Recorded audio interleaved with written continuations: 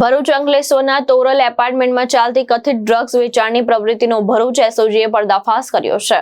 ભરૂચ એસઓજીએ ચોક્કસ બાતમીના આધારે તોરલ એપાર્ટમેન્ટના ફ્લેટ નંબર 101 ભરૂચ એસઓજીએ ચોક્કસ બાતમીના આધારે તોરલ એપાર્ટમેન્ટના ફ્લેટ નંબર 301માં દરોડો પાડ્યો હતો.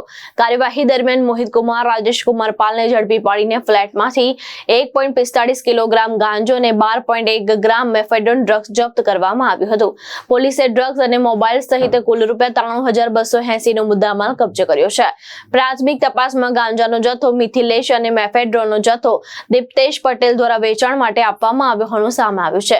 પોલીસે બંનેને વોન્ટેડ જાહેર કરીને શોધખોળ શરૂ કરી છે.